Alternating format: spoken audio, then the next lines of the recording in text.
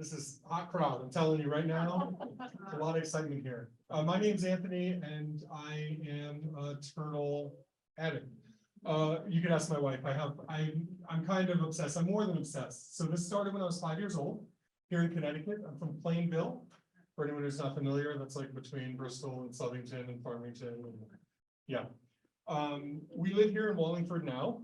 And when you are trying to take care of a turtle army, it's good to be in a town with electrical costs that are better than other towns. So you know what I'm talking about, yeah. Let's keep fighting to keep it that way. Okay, all right. Yeah, so I talk about turtles all over the country. I do talks all over the place, and I've yet to do a talk in Wallingford. Did a little something one time at All Pets Club, but this is definitely not that. I'm just thrilled to be here, and I appreciate it. We're going to talk about turtles, kind of what my organization does, the reason that my organization does it. I'm going to take you through a slideshow. So for anyone who's real excited about just seeing the live turtles, I do have my helpers who are going to parade them through and give everyone a chance to take a peek. We're not going to touch the turtles. Okay, it's a lot of people. Turtles don't want to be touched by 100 people. I mean, they love you, and I appreciate you, but we're not going to do that. Okay, but that's going to come towards the tail end. So that's the piece that, like, I'm going to hook you in right now and keep you here for that piece and make you listen to me as a captive audience. All right, I just want to get that out there right away so that we're on this a level playing field here. So let's talk about turtles. That's me. The Turtle Room is my organization. And Brian, actually, he just walked out with his child a moment ago. He's going to be so sad that he wasn't here when I called him out. He mentioned that the picture on the website is the same shirt that I'm wearing today. I want you to know that I own several shirts. And this is not the only shirt that I own right now, but yeah, the new tagline, "Be a Turtle Hero." Very excited about that. It's new that we just broke out recently. This is where I tell you I'm obsessed with turtles. That's an alligator snapping turtle. Has anyone here ever seen an alligator snapping turtle? That's a lot of hands. You sure it wasn't a common snapping turtle? And maybe, yeah, not sure. You guys have seen alligator snapping turtles? My kids are excited to tell you they've seen alligator snapping turtles. Yeah, maybe one day you'll be able to meet one of those. That'd be really cool. I'm a really big guy, like as big as like the biggest guys in the NFL. So I have a tendency in photos to make things look small, make other people look small. So if you're ever wanting to feel petite and you want to take a picture with somebody, please just know that I'm totally game. But that's a really large turtle, about 117 pounds. I do a lot of writing. That's kind of my thing, letting people know about turtles and, you know, the things that make existence on Earth difficult for turtles these days. So that's these are a couple of my books, and then I write for magazines from around the world as well, which is really cool. I feel like I've found my niche a little bit. But the whole point is just to do what we're doing today, letting people know about the plight of turtles and tortoises and what's really going on with them. So let's talk about that. This quote from 1939, which was the most important book to date at that point written about turtles. The turtle is most familiar to us in its liquid form. What does that mean? Shout it out. Oh, you guys are on it. You guys are on it. Not all groups get that right away. Turtle soup, really popular. It's still a thing. It's still a thing. I saw turtle soup on the menu recently. Then we move on to the 1970s. Okay, and this quote, "If they were extinct, man would regard them with great wonder, but because they're so commonplace, we think little about them." It basically compares turtles to cockroaches. They've been around forever, and they will be around forever, long after man is gone. That logic makes sense, right? Not really. Yeah, not really. We talk about the dinosaurs here. So, trivia question. How long ago did T-Rex live? 65 million years ago. Right? We get a round of applause for that. Yeah. Hold on. I got excited. Rachel, can I give away a book? Is that okay? Okay. I noticed I asked her right when we were in the middle of it, so we were like, she would have to be the bad guys, you know, right? All right. Do you want the book about leaf turtles or turtly devoted to you? Leaf turtles, please. Are you sure? Yeah.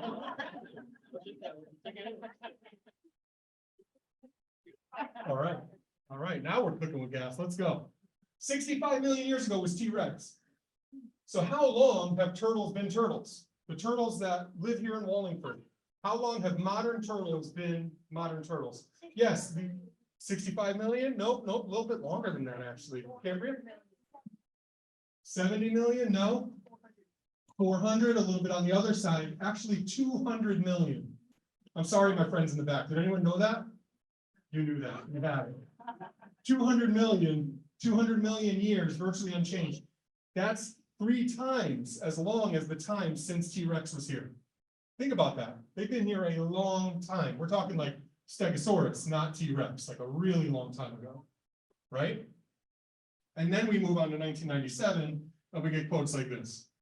The living colonians, that's the scientific word for turtles and tortoises, of the world are in perilous decline. Today, there's no more serious turtle crisis than that which is taking place in Southeast Asia. And the reason I bring this up, I'm going to start by talking about Asia, and I have some Asian species here that you'll meet in a little bit. But this is where the global turtle crisis generally starts, okay? And it starts in China, and then it starts to affect surrounding areas, and then you fast forward to today, and guess where our turtles from Wallingford are going? They're going overseas, and they're going to the illegal pet trade. They're being smuggled out of the US, and we'll talk about this. So this is actually happening right now. So this is a market in China, and there's a bunch of different animal parts here, but this is the belly of a turtle, the plastron. That's as graphic as things get. People with children here, that's as graphic as it gets. People sometimes eat animals. I'm sorry for telling you this for the first time. So this is called gulanjiao, and that is a turtle gelatin that is thought to cure cancer. Okay, and this right here is a species that we work with. Actually, it's a hybrid between 2 species from, thought to be from food, thought to be what was called the Fujian pond turtle, but it's actually a hybrid between 2 different species. And then what happens, because turtles are collected for the food market, they are collected for medicinal purposes, their habitats are fragmented and destroyed, then they become collector's items because they become rare. People want what's rare. And in some places, they become, just like this watch, kind of a fashion statement. So this is a pig-nosed turtle from Indonesia. It's the only freshwater turtle with flippers like a sea turtle. Vertebrates and sculpta. My wife hates when I use scientific nomenclature. Vertebrates and sculpta. And this video, this is a snippet from a video, and it's a gentleman in Hong Kong who's showing off his collection of bearskin rugs and attractive young humans, and also turtles. I hit you with the heavy stuff early. I'm sorry. I'm trying to hook you in here. I apologize. This is the Philippine forest turtle. This turtle, there was thought to be between 1,000 and 4,000 in existence in the world. And then this confiscation happened. How many animals are in that bin? 500. 3,800. There was thought to be between 1,000 and 4,000 on the planet. And this is what happens, is that folks that take animals illegally are much more likely to find those animals than researchers and people who protect animals and that sort of thing. So this is kind of the reality of kind of what we're up against. And this is why I do what I do. So let's talk about home. What is that? Roadkill. Not yet. Hopefully it didn't get hit. Hopefully whoever took this picture also made sure it didn't get hit. But common snapping turtle. Yeah. Calydra serpentina. So this is a species we know. And there are places where you can go and see turtles still in Connecticut, lots of turtles. It's not all doom and gloom. But you might be driving through the habitat and saying, oh, what a nice place for turtles, and not realizing that at that moment you're driving on what? Turtle. A road. Well, not maybe a turtle. Please look for turtles when you're driving. Maybe you're driving over a turtle, I'm not sure. But yeah, you're driving on a road, which is habitat fragmentation. Turtles move a lot, kind of. They like to you know, they like to cross the road. That is exactly what I was trying to say. What's your name? Max? Did we just become best friends? I think so. My name's Anthony. I took this picture. This looks like it was taken in like the 80s because that truck is old. But I took this picture. I laid down in the road to get that picture. What species is that? Box turtle. Eastern box turtle. One of Connecticut's true gems. Eastern box turtle. Yeah. And this is, I mean, this is the reality. This is how it works. And it's a yellow turtle sitting on a yellow line right in the middle of a road right before a turn when this truck is maybe going to see it or not.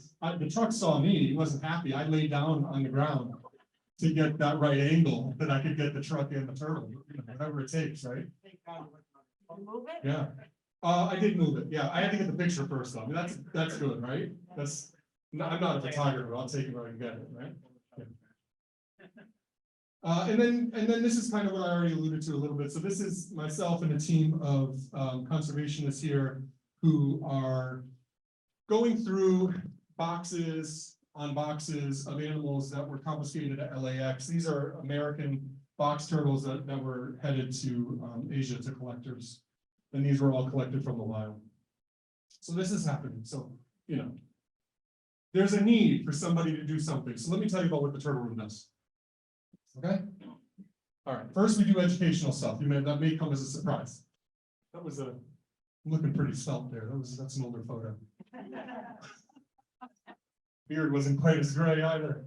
Woo! Yeah, so we do a lot of this stuff. We also have, you know, podcasts and things like that. We have Turtly Devoted, the podcast. We have the Pondcast. Check us out if you just want to nerd out and listen to more turtle information. If this doesn't fill that need for you, I don't know.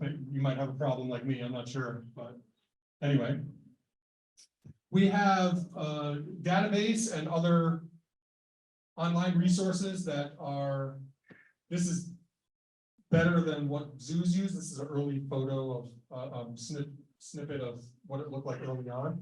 But basically to keep track of our animal populations that we have in captivity. I'm going to talk more about those as we go on. Creates all sorts of spreadsheets and data points and graphs and all sorts of cool stuff. We just part of a bunch of different cool projects. This is one that we did in partnership with National Geographic. It's called the Critter Cam. Do you really know what a snapping turtle does if you're not watching it? I've got hands in the back here. What can I do for you in the back there? Question? Comment? Oh my gosh. That is so good. What's your name? What is it? Soria? Sawyer. Oh my gosh, how precious are you, Sawyer? Thanks for coming. Yeah, they do snap. I bet they do, but I don't know how they snap, right? I mean, I can see how it snaps when I'm watching it, but can we see what it does when we're not watching it? Right? What does it do? Maybe he's friends with a bunch of fish. We didn't even know, right? I don't know. I thought that snippet was cool. It's okay. It's okay. So, who can tell me what in situ means?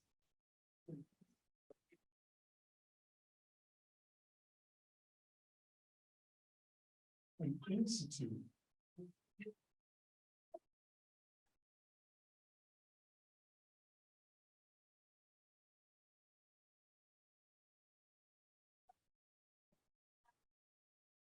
That is true. That is true. You know, I'm going to go ahead and say I work in veterinary medicine, like where you take your dog and cat to the vet, and I teach new people who are new to veterinary medicine about certain things. And we talk about the difference between interns and externs. It gets really confusing because externs are in school and interns are out of school. And I think we just had something very interesting happen that's along those same lines. So the in situ conservation is like the opposite of an institute, like a place. It's actually the opposite. It was like a trick question. See what I did there? In situ is in the wild, in place, right? So let's talk about some of those projects that we do. So we're not just here in Wallingford. Actually, we don't have any conservation projects in the wild in Connecticut at all. The Turtle Room is a larger organization than that. We'll talk about what we have going on in Wallingford, but This is New Jersey, and there we protect the diamondback terrapin, and we hatch eggs, and we release the hatchlings. I know. Tell me about it. Now, this is a species that lives in Connecticut. Has anyone ever seen one? Those things are awesome, huh? They look like a turtle wanted to be a Dalmatian for Halloween.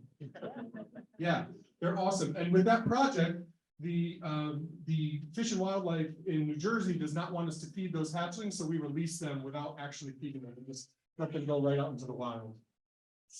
Seems a little scary, but we're giving them a great chance because those eggs are predated a lot. Crows, foxes, raccoons, they're awake and they're staring at the female turtles as they come up. It's kind of almost like an aribata. Does anyone know what an aribata is? That's when all those sea turtles in South America and Central America come up on the beach at one time. That's an aribata, and it increases their chances of having eggs survive because the predators can only eat so much. Diamondbacks, not so much. They all come up at a similar time, but they're not quite as good and synchronized as the sea turtles. So it has the adverse effect, and the predators know exactly when to be there, and they can eat them all and do. So we protect those eggs and hatch them out and let the turtles go free. We also protect the North American wood turtle, which is another Connecticut species, but this project is in Pennsylvania. It's tough to get in with the DEP. But this species is one of the smartest turtle species in the world, and it's a really important turtle species. We protected a group in Pennsylvania. This is an interesting one. Can you see the turtle here? Yeah. You guys are good. You guys, Maddie, do you know what type of turtle it is? It is a leaf turtle. Why do they call them leaf turtles? It's because they're friends with leaves, or all their friends are leaves. All my best friends are leaves. What is it, Max? Because they look like leaves. Yes. Why do they look like leaves? Because it's what they're called. Camouflage. Camouflage. Yeah. Like when I wear my camouflage shirt to Walmart, you can't even see me. Exactly. Exactly. Yeah, it's right here. That's a leaf turtle. Maybe you might meet one of those endangered species one time in your life. Maybe you just got a book about those. Maybe. Who knows? There's a better look. That gentleman there, his name is Wang. And he is the most prolific leaf turtle in America. So there are 19 zoos in America that have this species as part of the species survival program, which is a collaboration between all the zoos to try to make sure that not only that the species is produced in captivity, but also that those animals are genetically viable so that they can make a population that if the species is ever truly gone, that we can replace them in the wild. So there's 19 zoos that participate in that. And then there's me. So the 20 of us do that together. And Wang is by far the most prolific of all the leaf turtles in America. Pretty awesome. He doesn't know it, but he's the best. Yeah. He does look, right? How smug is that turtle? Am I right? Look at him. So confident. He's everything I wish I could be. That guy. Not the prolific part, the confidence part. Okay, forget it. Yikes. Now that's his rival. That's Mojo, his rival. Okay? They are very friendly with the ladies, not so much with each other. Just saying. They live by themselves, they're bachelors. This is a project we have in Africa to protect hinchback tortoises. And the dollar goes a lot further in certain parts of the world. We could send a couple thousand, even a couple $100 and really make a difference for animals in their habitat. So we try to do that wherever we can. And this is a species that there are no, this is a collaboration with the African Pierlioni Institute, Pierlioni again meaning turtle and tortoise. And this isn't something that any other group besides us are doing. Nobody else is trying to conserve hinchback tortoises, getting international money to go towards hinchback tortoises. This is just more footage from the field. Those are actually not ridgeback tortoises, but it's that project. So let's talk about ex situ conservation. What does that mean? Out of the wild, that is what that means. Ex situ conservation is complicated. It's tough, right? Because it's tough to send animals back to the range country. You know, it's complicated. You have to make sure, like those diamondback terrapins, we let those babies go right after they hatch. We don't feed them or anything, even though we'd love to get them bigger so that they're big enough that they can't get eaten by everything. I mean, baby turtles are like nature's Cheetos, you know, they were like created to just be snacked on and you don't get full and you just keep going. So this is complicated, but we do it because there are instances, and I have an example of that here today, live, that only exist because projects like ours breed turtles that are legitimately extinct in the wild. We're talking about animals that are gone in the wild. So imagine the dodo bird is gone, but there's a few somewhere that could be bred by a zoo or somebody. We're talking about species like that, some of which aren't even bred by zoos. Because when you think about like evolution and the Galapagos Islands, like, yeah, Darwin cared about every little finch. This one had a different beak, this one was a different color, this one had a longer leg, I don't know. Zoos don't care about all those finches because they don't bring people through the turnstiles. And turtles usually don't either, although I'm starting to think otherwise because this is a big crowd. Really appreciate you guys. So let's talk about that. This is a Vietnamese pond turtle. This species is extinct in the wild. That egg was hatched in Wallingford, Connecticut. Wow. It's cool, right? Am I not the only one? Sometimes I feel like I'm the only one. Oh my gosh, this guy who cares about turtles. Give me a break. Look at that. It's got like a Dia de los Muertos skull on its head. See that? Is that not cool? Normally this species is black. So this is a mutation, very popular in the snake world. If anyone's into reptiles, genetic mutations, people get real excited, but I'm just excited because this was the first time that I hatched this extinct species. Yeah. That's a Pacific pond turtle, a western pond turtle, which is California's only native aquatic turtle besides sea turtles. And that turtle hatched right here in Wallingford. Yeah, it's a very tough species to hatch and take care of. So that was a big one. Big deal. What do I do with it? Yeah, what do I do? Just like collect turtles and just look at them? Yes. Talk to them. You know, tell them stories. That's a really good question. So I love playing Turtle Matchmaker. So interesting bit of information. People in this room, you guys are smart. I know some of you know this. You can actually determine the gender of most turtle species by the temperature at which you incubate the egg. So when I am incubating eggs and I know that the population needs males, I can make males. If I know that we need a male of this bloodline and I know what parents those eggs came from, I can make it a male or a female based on what the population needs. How cool is that? Right? Question over here. Oh yeah, good question. So there's an X. So this is upside down. So it probably looks like some cool characters or something. So 7/14 is the date it was laid. Then there's an X in the middle of the egg because you don't want to turn the eggs. Unlike bird eggs are turned all the time. You know, chicken egg takes about 21 days and turns all the time. Reptile eggs need to stay in one spot, but not be turned. They can survive being turned, but you don't want to turn them because they could die from it at different points in incubation. And I also put the initials. Every turtle has 2 or 3 bits of the scientific name, the genus, the species, and then maybe there's a subspecies name. So this is Actinemes marmorata. So I put AM on the egg, and then the X, and then the date, just so I know whose is whose, what date it was laid, and that sort of thing. It'll help me also keep track of whose egg it might be too, based on the date and the species. Yeah. Where do you get the egg? Where do I get the eggs? I get the eggs from my turtles. So I have adult groups and they live out in my paddock. I don't know, whatever it's called. I don't know, a Jurassic Park moment. And yeah, my turtle farm, really, except I'm not farming for, you know, to make money. I'm doing it to try to save the world in my own weird way. Yeah. Yeah, and you know what though? The sanctuary word, that's like turtles go there to live a good life. I'm all about like every turtle has a job. So I have one turtle whose job it is to come and see people. Every other turtle's job is to make baby turtles. So that one turtle you're gonna meet, it's that turtle's job to come and say hi. So this species is really cool. And then anytime a turtle opens its mouth for a photo, come on, that's gonna get shared in the next PowerPoint. These are Chinese box turtles, except this one right here is from Japan.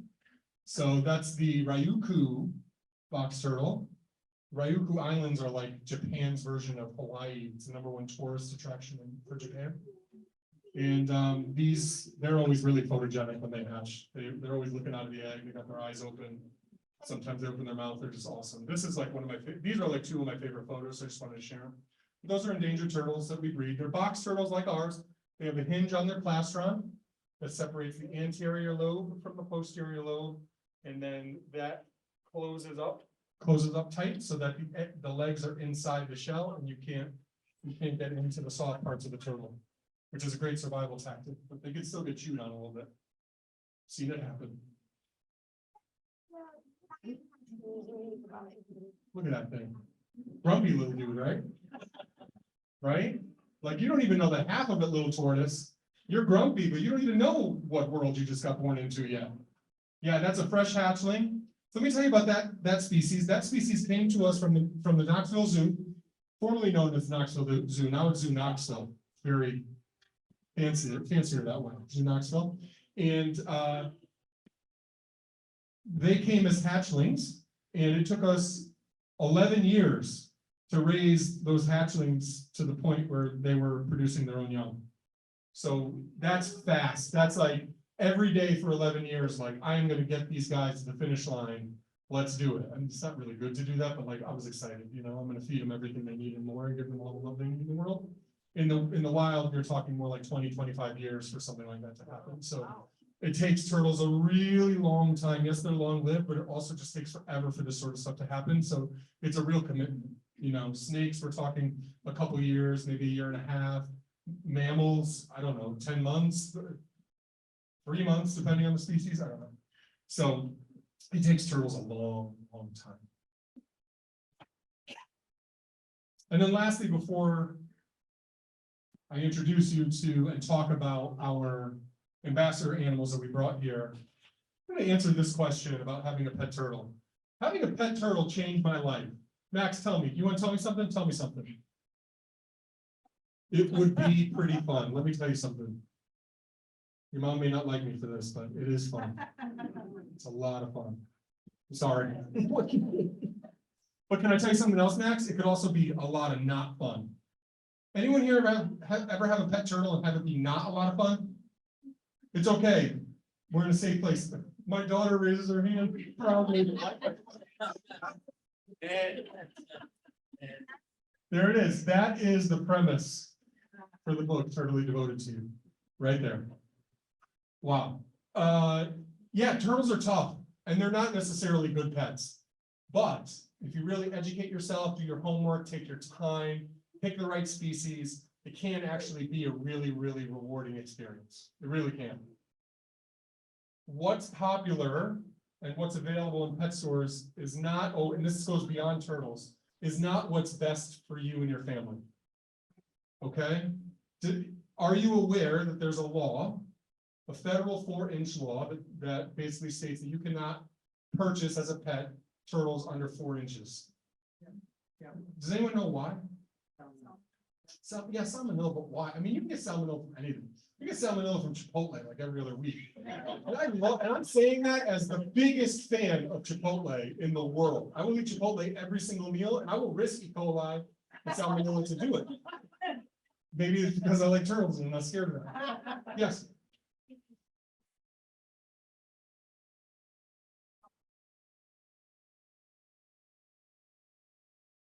That's a good question. That's a good point. Sorry, and actually, I think it makes more sense than the actual reality, which is in the 1970s, and this is true. This is not like hyperbole or a story. This is actually what happened. Kids were putting turtles in their mouths. Have you heard the story? And turtles do what turtles do when they're in scary places, and then things happen. And in those days, they would give you little cans of and eggs to feed to your turtle. Not the best food, just what you got, Hearts Mountain or Wardley or some brand. And you throw them in there, and then maybe you want to supplement that, so maybe you dropped in some raw hamburger or something like that. Who knows what you had on hand? Turtles like to get excited about it. And then now the kid is like, oh, this turtle's cute. And I was like, that's ridiculous. There's no way. One time I was catching turtles, and there was this family watching. We were doing research, and they asked me, you know, what we were doing, and I was telling them and everything, and we got a little turtle. They're like, here, take a look. And a little turtle. Why not? Come on, let's spread the love. Little kid was like, I was like, oh my gosh. Forever, I swore that did not happen. And then there it was right in front of me. It was wild. So yeah, so that's the reason why. And then I would argue, okay, well, should we not have dogs because dog poop is gross? I mean, no, we should have dogs. Like, you know, there's a gross side of a lot of different things, but that was just one of, you know, when there's the right hysteria around something, the right story at the right time, things happen. So then what happens? Does anyone know what pet species are in pet stores most often? Yeah, we know about red ear sliders. Yeah, red ear sliders are illegal to sell in the state of Connecticut since October 2018. Who's keeping track? Thank you, please. Yeah, let's do it. I like that enthusiasm. I really do. Yeah, and then what else is available? How about terrestrial species? You ever see a terrestrial species at the store?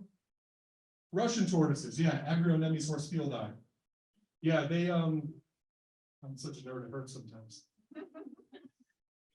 Where do they get those Russian tortoises that they sell to our families to walk around our kitchen and our living space? Yeah, they come from overseas. They come from Mediterranean and even Asian countries. Max, what do you got for me? Who makes people annoying? You've been hanging out with my wife too much over there. Yeah. It probably does. Probably does. But those turtles, those tortoises are taken from the wild, taken from their habitat that they've known their whole life, and they're brought here and they're really, really stressed. And they're put into glass. They don't even know what glass is. And they're put in these glass aquariums, and then they're sold to people who want to give them love. That's got to be really scary, right?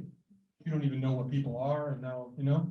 So that can't be what's best for our families. So let me just say, online, if you really, really wanted a turtle, you could buy a turtle online, get a better species for you, something that would be better and for your family, something that's smaller. You know, those red ear sliders get huge and the water gets green and it gets smelly. And it's a bad experience for everyone, including, most importantly, the turtle. And now they need a home. Right? Correct. They don't hybridize, but there is some preliminary research that shows that they do outcompete our native painted turtles and other native turtles around the world for things like basking sites and food. Sliders and painted turtles eat a diet that's mainly vegetarian when they're adults. So think about people at a bus stop, right?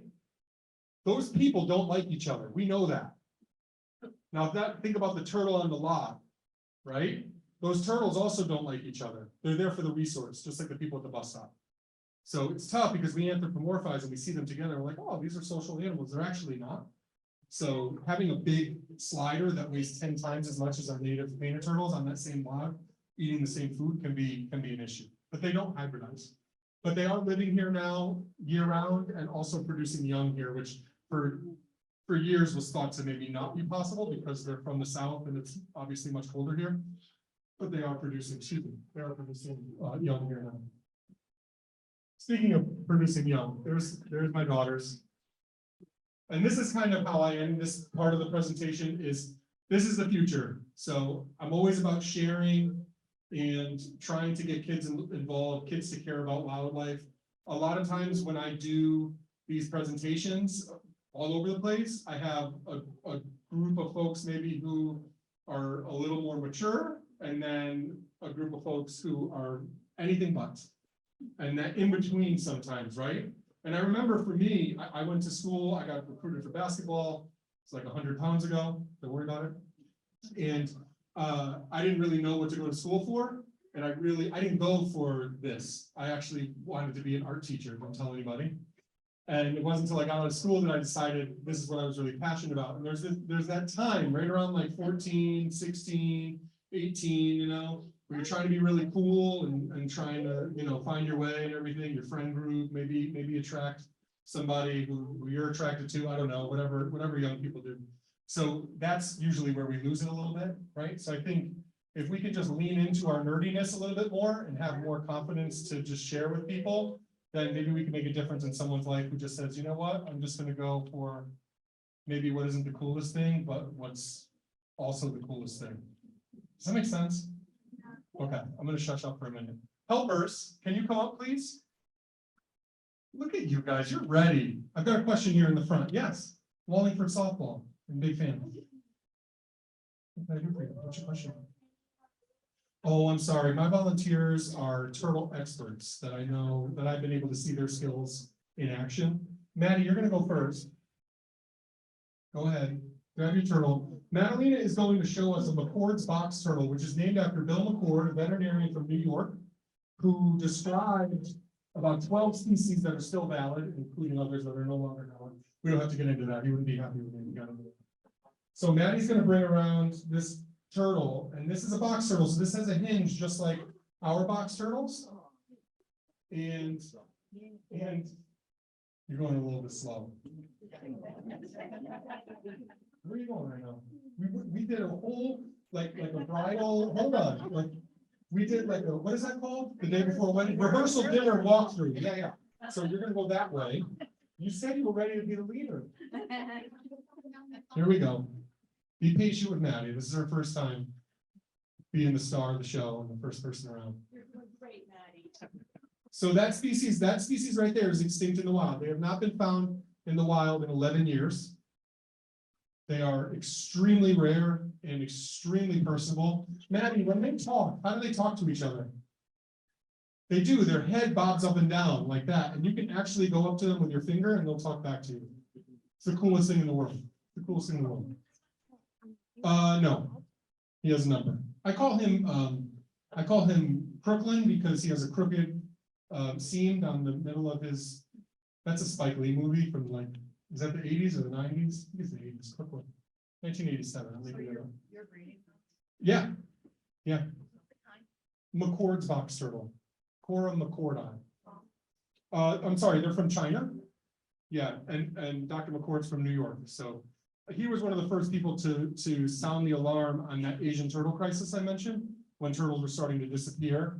And I mean, these species were disappearing before we even knew they existed. I mean, that species was like really common in the 70s, and then it gets described in the late 80s, and they're on the brink already. So it was that fast. I mean, there were reports in the 70s that like farmers used to throw these at their cows because they were all over the ground like rocks.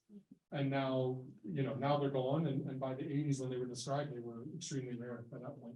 Yes, my patient friend over here in the Just Do It shirt. What can I do for you?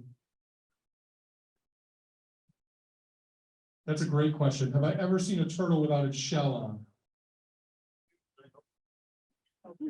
Do you want the real answer or no? So they can't take their shell off. So hermit crabs wear snail shells, and snails have the shell that's like part of their body too, I guess. Okay, hermit. Let's talk about hermit crabs. My wife does the kid presentations. I'm so sorry. Let's talk about hermit crabs. Hermit crabs take a shell from something else and wear it. Turtles grow their shell, and their spine, their backbone. You can feel your backbone. You can't really feel mine anymore. When I was a basketball player, you could. Theirs is actually, their shell is their backbone in their ribs. They just got flat and really wide until they became a whole, so they, covered the whole body. You're supposed to go this way. Yeah, you put down one side and up the other. It was a whole rehearsal. We went through it. Okay, who's next? Emily? Emily, you got this. You got this, Emily. Emily is not my daughter. You could tell by the resemblance. The other two are. Yes. Emily is going to show you one of those spider tortoises. Remember the ones I told you took 11 years before we got to this point? Well, she actually has a little baby that she's going to show you. And Emily is the least experienced turtle expert in the room, as you can tell by her hesitancy to pick it up right now. You got this, you can hold it just like this, that you picked up. That turtle is the most docile animal on the planet. Yep, and you can put it right on your mouth. Aww. Okay, so bring it around so everyone can see. A little one. She's not athletic, like a foot and a half down, just no problem. I'm gonna tour something. Hello, my friend in the back.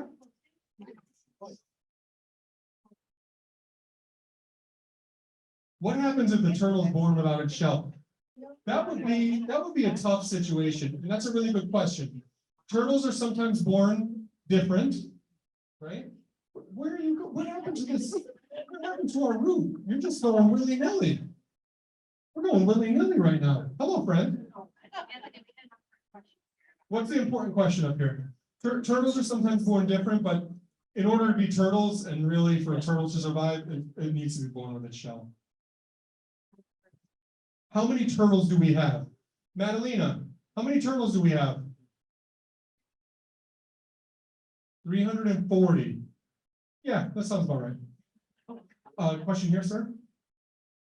You scratch the turtle's back, do they feel it and enjoy it? That's a good question. If you scratch the turtle's back, do they feel it and enjoy it? Do they feel it? Yes. Do they enjoy it? They never told me otherwise. I'm not sure. I'm not sure. So there are some videos and things that would suggest that they do enjoy it. You know, they're kind of in the water stream going like this sort of thing. So if I had to tell you my assumption, my guess, sometimes yes, most of the time no. Yeah, but it depends. Maybe they need to clean their shell up or something. Question here. Yours is not like it. What type of turtle?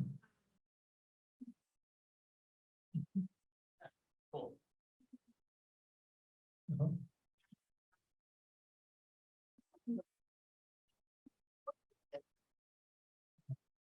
And yours is not like being scratched. And you know what? That's fine. Most of my turtles hate my guts, and I like that because I want them to be natural. You know, they want to bite me or pee or run away or hiss. I love all of them. Whatever, you know, some of my turtles kind of swim up to me and want to get things from me. I don't like that. It makes me feel like when you walk into Bob's and like 5 salesmen walk up and start to work at Bob's. But everyone's trying to sell you a couch, and like I'm just trying to get here to look at the pit and see if a bargain's on, you know?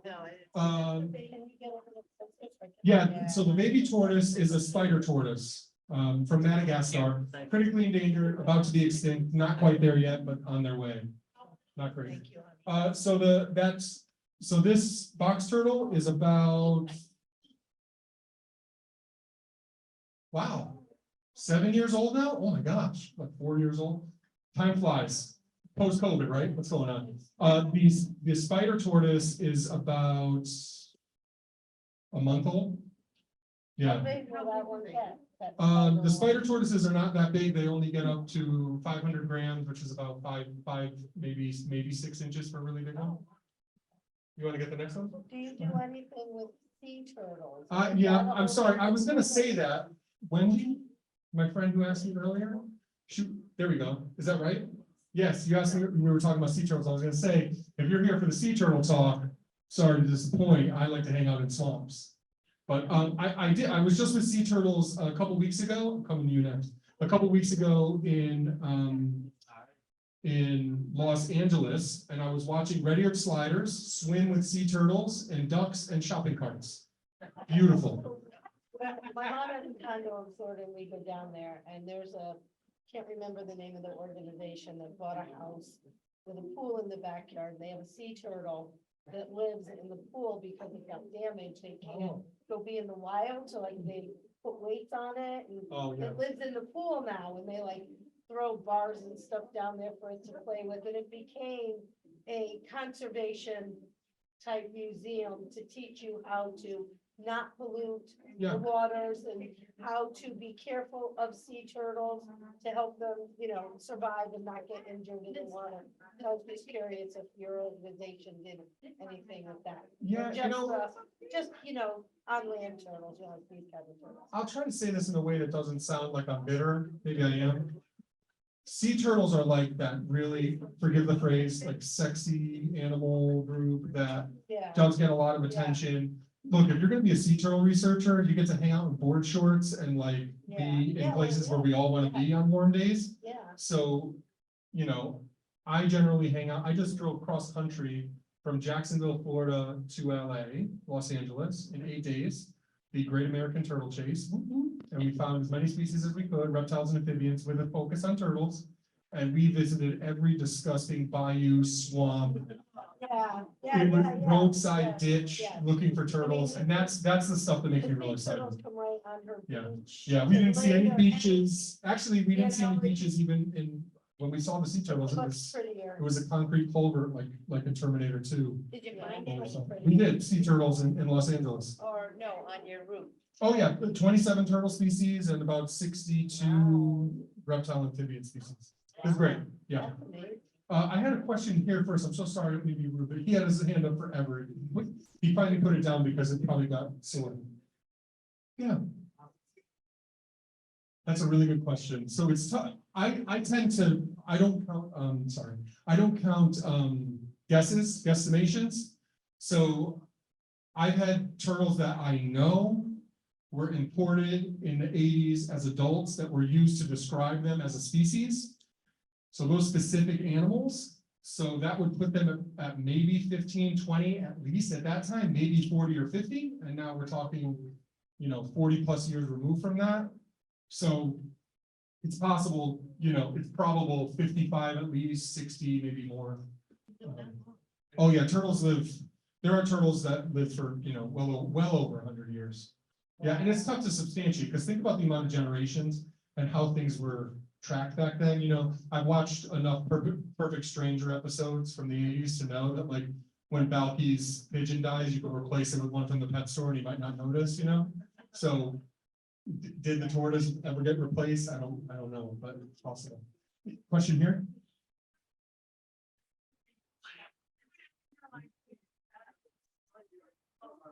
Good question. Yeah, how many different types of habitats? So some species have to be by themselves in terms of only that species. They don't do well with any other types of animals. Some are they're used to living in ponds where you can see them basking next to others, so they're a little more communal. And then there are some that they can't even be kept with any of their own kind, and they just stay by themselves. So all of the above. I didn't tell you about this leaf turtle now, but I did when we talked about it earlier, so maybe you made the connection. That's the leaf turtle type. This is another male, not Mojo, not Wang, but another one of those males with the owl eyes. Yes. Okay, but if you're going down the road and the turtle is crossing the road, Good question. get out of the car. Don't bring it home and put it in your backyard pond. Correct. Just put it in the environment that it Yeah. comes from. If you're going down the road, Yeah. you see a turtle on the road, don't bring it home. I don't do that. I know I have a lot of turtles. It seems like I do that. I don't do that. I don't have any turtles except one albino snapping turtle. I don't have any turtles that are native to Connecticut. So we're not taking turtles and rescuing them. We're not taking, if a turtle gets hit by a car, I can't help you. I could try to connect you to somebody else, but I don't rehab. I don't provide like a rescue for turtles. My job, my goal is to breed endangered turtles to make it so that there's more of that endangered species. The question about when you see a turtle on the road also, continuing on with that, you can move it across the road in the direction it was headed on the other side of the road. It might just turn around and come back the other way.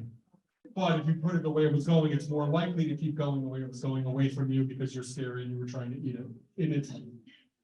I'm going to put this down for a second because I have one more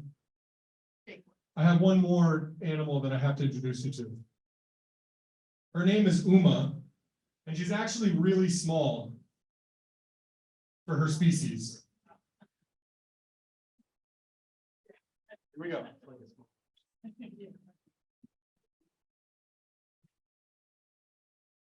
She actually is really small, and I'm gonna make her look small, but she's still cool.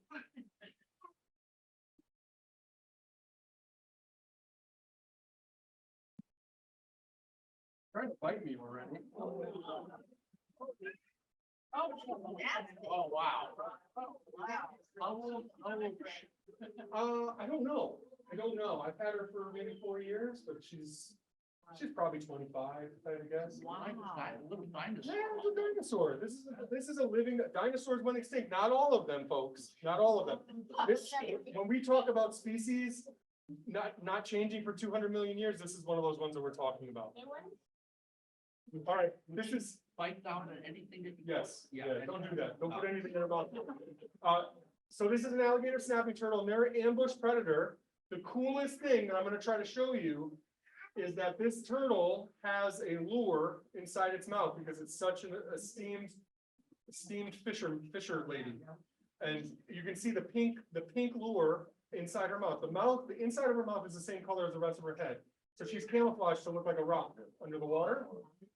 The pink lure wiggles and fish come up to take a look at that worm-like appendage, and then they don't look at anything ever again. So they do, yeah. I'm gonna pull her around so you can see that lure. That pink, Yeah, yeah. that attracts. Yeah, see it, it's wiggling right now. That attracts things. Fish from right in. Yeah.